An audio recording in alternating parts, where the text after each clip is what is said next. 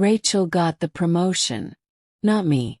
I sat across from my manager, Helen McBride, in her corner office. My nails dug into my palm under the table, but I kept my voice steady. More of a team player, I repeated, forcing a small smile. Helen looked out at downtown Chicago behind her like it gave her power. Mid-50s, tight blazer, practiced smile. She leaned back in her chair and said in that sweet, fake voice, "Camille, you're brilliant. But Rachel, she's charming. People just like being around her. She's easier. Not better. Not smarter. Not harder working. Just easier." I was 41. I joined Westlake Strategies 6 years ago after leaving my teaching job. I gave this company everything. Late nights, weekend calls, saving client accounts no one could fix. I doubled our Midwest portfolio. I created a training system from scratch. I cut millions in waste. I did the work that mattered. But Rachel, she posted lunch selfies, shared girl boss quotes on Slack. She smiled the right way. And now she was getting promoted. Helen shuffled some papers, pretending to be busy. She waited for me to say thank you, to accept it. Instead, I slid a white envelope across the desk. "I appreciate the feedback," I said calmly. "Here's my resignation. Effective 2 weeks from today." Helen's smile froze. "Camille, wait. Let's talk this through." "No need," I said. "You were clear. And I'm focused on results. That's why I'm leaving." What she didn't know, what no one in that office knew, was that I had already built something better. My own leadership firm. Quietly on the side. Registered, profitable, growing. I didn't lose. I just outgrew the room. As I walked out of her office, I felt a strange quiet settle over the floor. Heads turned. I knew Rachel was already picturing where to hang her quotes over my desk. But I moved like it was just another Monday. Because inside that envelope was a second page. A report. The kind that makes people spill their fancy coffee. For the next 2 weeks, Rachel walked around like she owned the place. Coffee in hand. Smiling like the lights were always on her. On the 4th day, she leaned over my cubicle. "I hope you're not too upset," she said, smirking. "I know you really wanted that spot." I looked up once, then kept backing up my work. 3 years' worth of metrics, manuals, systems. Not to take, but to leave a record. "No hard feelings, Rachel," I said, smiling a little. "You'll shine." She walked off happy. But she had no idea what I'd really built. 3 years ago, when I got tired of hearing no, I started creating my own software. A tool to track team performance and improve results. Not during work hours. Not with company tools. Just me after hours building quietly. And last week the patent got approved. That second page Helen hadn't seen yet. It showed how my tool saved money, predicted project outcomes, and made teams more efficient. Real results tied to my name. My property. 1 week later I met with Jared Lewis, CEO of RK Tech Solutions. Our top competitor. He knew everything. We had coffee. He didn't offer a job. He offered partnership. Quiddy. Real freedom. He slid a contract across the table. "We've been waiting for someone like you," he said. "Someone who knows that real success is about results, not appearances." I signed it without hesitation. And for the first time I felt seen, not for how I smiled but for what I'd done. On my last day at Westlake, after I returned my badge, Helen called me into her office. Her calm look was gone. Her hand shook. "Camille, she said, holding up the report I'd attached to my resignation. Why didn't you tell us about this platform? I sat down and fixed the sleeve of my blazer. I did, I said. 3 times. You said it didn't fit your goals. You wanted better chemistry between departments. She flipped through the report, her face pale. She saw it now. Automated workflows, savings, accurate forecasts. And this is patented? She asked quietly. He nodded. Filed last fall. Fully approved. I've already accepted an equity partnership at RK Tech. Her eyes stayed on the report. She didn't say anything. But she didn't need to. She'd chosen charm over change. And now she had to live with it. They're moving to scale it across the firm. Helen's voice was taut with panic, her knuckles white against the conference table. Camille, you can't. You're handing our advantage to a direct competitor. That's Architect, our largest threat in the Midwest. I didn't flinch. Competitor, I said, voice calm but firm. You mean the firm that actually values innovation over popularity contests? Her eyes flickered, a protest already forming, but I wasn't done. Loyalty, I echoed, tilting my head slightly. Is that what we're calling it now? When you chose Rachel's charm over my architecture. When my solutions got shelved because I didn't network over cocktails or laugh at stale jokes in the break room. Helen tried to speak, but I raised a hand. Don't. If performance ever mattered here more than perception, we wouldn't be having this conversation. She shifted tactics. We'll match their offer. Senior Vice President. Just don't go. I took a slow breath. You still don't get it. It was never about the title. It was about being seen, heard, valued. As I turned toward the exit, I could hear the rapid clicking of her keyboard behind me. Emails flying out like SOS flares. Too late. If you believe respect isn't a favor but a fundamental right, stay close. Camille's not done rising. The patent. The partnership papers. And Rachel. About to learn what happens when the facade cracks and there's no substance underneath.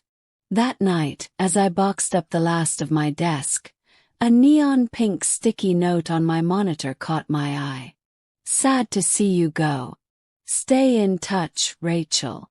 I laughed under my breath, folded the note neatly, and dropped it in the trash without a second thought. She'd hear from me again, just not in the way she expected. Soon the whole industry would. Day 1 at Architect Solutions was like stepping into an alternate reality. Gone were the beige cubicles and cold glances. My office towered above Lake Michigan, sunlight spilling through glass walls that made the skyline look like art. A sleek nameplate on the door read, Camille Bennett, Partner, Strategy and Systems Innovation. But the real difference wasn't the view, it was the energy. Respect wasn't something I had to fight for here. It was automatic. Jared Lewis, Architect's CEO, held an all-hands meeting to introduce me. But it wasn't just an intro, it was a declaration. This isn't just onboarding, Jared began. This is a new chapter for us. Camille built something transformative, something measurable, scalable, and disruptive. Her system has already changed how firms function. It saved millions. And that's just the beginning. The applause that followed wasn't polite. It was charged. For once, I wasn't the shadow behind someone else's limelight. I was the spotlight. 3 months later, in the middle of a strategic initiative workshop, my phone buzzed. Tarek Henderson, one of the few visionaries still stuck at Westlake. Check the news. Big storm just broke. I excused myself, stepped into my office, and opened the headline. Westlake Strategies bleeds 30% of client base following major systems breakdown. The article was savage.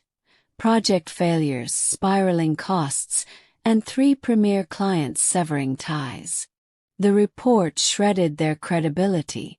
Their systems are outdated, disorganized, and dangerously reliant on undocumented knowledge, it read. But one line made me sit up straighter. It's as if the spine of their operations vanished, said Thomas Kwan, CEO of Terra Nova Solutions. I leaned back, sunlight flickering across my desk. I was that spine. They had buried my architecture under glitz and empty charm, and now it was collapsing without me. Another ping. Tariq again. Rachel's in the break room. Total meltdown. Screaming. Crying. Thought you'd enjoy the update. But I didn't smile out of spite. I smiled because this was justice. Not the petty kind. The kind built from consistency, intellect, and grit. If you've ever been dismissed while someone louder got the mic, stay tuned. Camille's ascent is still unfolding, and what's coming next will shake the industry. Rachel, with her buzzwords and borrowed brilliance, had finally run out of smoke to blow. And Helen, she was watching the empire she built on sand start to sink beneath her. Meanwhile, Architect was thriving. My platform wasn't just running, it was reshaping timelines. Project delivery times down 52%. Client retention soaring. Jared had greenlit expansion across every major division. And now, 3 Fortune 100 companies were lined up to license our systems. They underestimated me. Now they're scrambling to survive in the wake of what they threw away. 6 months after I left Westlake, on a clear Thursday morning, I walked into my architect office to find Jared standing at my desk. He held a folded newspaper. "You'll want to see this," he said, flipping it toward me. The headline, bold and final. Westlake Strategies announces emergency restructure amid leadership exodus and tech collapse. I nodded slowly. "They're dismantling everything," I murmured. "They finally realized they broke what they couldn't rebuild," Jared said. "They tried to reverse engineer your platform, but they never understood its core. They thought it was just code," I replied. "But it wasn't. It was structure, strategy, logic. Code's only as smart as the mind behind it." Jared gave me a slow, approving smile. "Which is why the board just voted, unanimously. Effective next week, you're our Executive Vice President of Strategic Innovation." I blinked. "What? You didn't just build systems. You changed how we think." A quiet heat bloomed in my chest. Not pride. Not ego. Validation. This wasn't applause for being agreeable. This was recognition for shaping something that actually mattered. That afternoon, as the city bathed in the gold of late sun, an email landed in my inbox. From Helen McBride. Subject: Apology. I closed my laptop slowly. I didn't need her regrets. I had results. And a future she couldn't follow me into. Camille Bennett wasn't just in the spotlight anymore. She was the standard. I assumed you'd seen the headlines by now. But nothing quite prepared me for the subject line that showed up in my inbox late that night. I was wrong. It was from Helen McBride. The woman who once scoffed at my ideas, prioritized charm over substance, and reduced years of work to a footnote in office banter was now writing to acknowledge what I already knew. "I heard what's happening at Westlake. I want you to know I was wrong. Dismissing your work wasn't just careless. It was the worst mistake of my career. The board knows now. They've seen what you built. They see what we lost. I resigned last week. Rachel stepped down before that. Turns out, deliverables don't respond to charisma. I know it's too late to fix what I broke. But you were right. Results do matter. I just wish I'd seen it sooner. Helen. I read it once. Then again. A few years ago, that message might have torn something open inside me. Might have felt like healing. Closure. But now it didn't feel like a reckoning. It felt like a record finally correcting itself. Behind me, my framed patent glinted under the office lights. The glass plaque beside it marked our firm's best-performing quarter in history. And on the shelf, a fresh issue of Forbes had my name in bold. 10 women reshaping the future of tech. I hit reply and typed. Thank you for your message. You're right, results matter. Wishing you the best in whatever comes next. And that was all. I didn't need more. Because every corner of my office, every inch of credibility I stood on, I had earned. Brick by brick, line by line, result by result. The next morning I called an all-team meeting. The conference room buzzed with quiet energy as people filed in. Analysts, engineers, designers. None of them here for optics. All of them here because they believed in the work. In what we were building. Before diving into timelines and rollouts, I stood and said, this isn't a speech about platforms or numbers. It's about worth. About knowing yours, especially when others don't. It's about refusing to be defined by someone else's failure to recognize your value. The room quieted. Is locked. The air thick with understanding. Because here at Architect Solutions we weren't performing. We were leading, with clarity, with conviction. And with a quiet fire that didn't need fanfare to burn bright. That evening, I drove past Westlake's offices for the first time in months. The once polished logo now looked faded, a for lease sign blinking faintly from the 4th floor. They'd lost more than contracts. They'd lost their core. But I didn't feel triumphant. Felt thankful. Thankful they overlooked me. Thankful they pushed me out. Thankful they made space for me to build something they were never ready to hold.